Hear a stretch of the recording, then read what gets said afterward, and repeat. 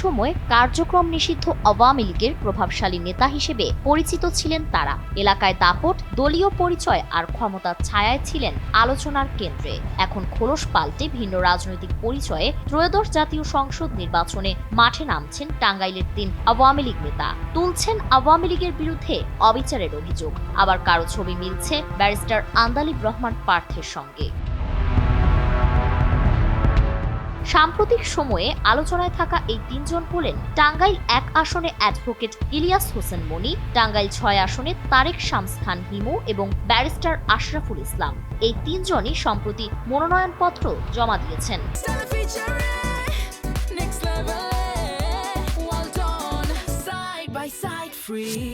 সোমবার সংশ্লিষ্ট দপ্তরে তাদের মনোনয়নপত্র জমা পড়েছে বলে নিশ্চিত হওয়া গেছে।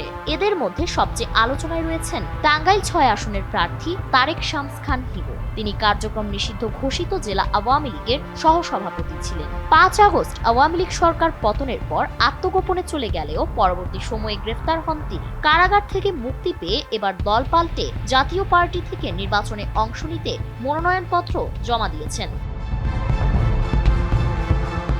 এর আগে দ্বাদশ জাতীয় সংসদ নির্বাচনে আওয়ামী লীগের দলীয় মনোনয়ন প্রত্যাশী ছিলেন তারেক শামস। মনোনয়ন না পেয়ে তিনি স্বতন্ত্র প্রার্থী হিসেবেও প্রতিদ্বন্দ্বিতা করেছিলেন। স্থানীয় সূত্রগুলো জানায়, ৯০-এর দশকে ঢাকা মহানগর ছাত্রলীগের রাজনীতির সঙ্গে যুক্ত ছিলেন তিনি। পরবর্তীতে আওয়ামী লীগের কেন্দ্রীয় উপকমিটির সদস্য হন। এরপর সামাজিক যোগাযোগ মাধ্যমে তাকে বাংলাদেশ জাতীয় পার্টির চেয়ারম্যান ব্যারিস্টার আন্দালিব রহমান পার্থের সঙ্গে বিভিন্ন কর্মসূচিতে অংশ নিতে দেখা যায়।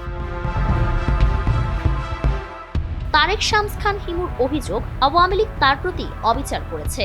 জেলা আওয়ামী লীগের সহসভাপতি পদ থেকে তাকে সরিয়ে সাবেক প্রতিমন্ত্রী আহসানুল ইসলাম টিটুকে ওই পদে বসানো হয় বলে অভিযোগ করেন তিনি। তবে আওয়ামী লীগের একাধিক সূত্র বলছে তাকে দলীয় পদ থেকে আনুষ্ঠানিকভাবে অপসারণ করা হয়নি এবং তিনি এখনো পদে বহাল রয়েছেন। এদিকে টাঙ্গাইল ৬ আসনে ব্যারিস্টার আশরাফুল ইসলাম স্বতন্ত্র প্রার্থী হিসেবে মনোনয়নপত্র জমা দিয়েছেন। তিনি দ্বাদশ জাতীয় সংসদ নির্বাচনেও আওয়ামী লীগের মনোনয়ন না পেয়ে স্বতন্ত্র প্রার্থী হিসেবে প্রতিদ্বন্দ্বিতা করেছিলেন।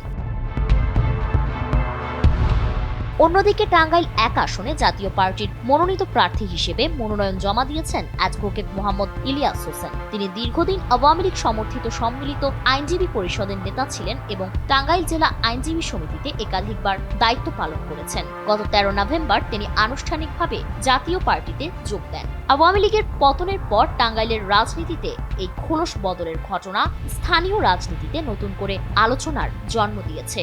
ক্ষমতার পালা বদলের সঙ্গে সঙ্গে দল বদলানো রাজনীতিকদের ভবিষ্যৎ কি হবে তা নিয়েই এখন কৌতূহলী এলাকাবাসী।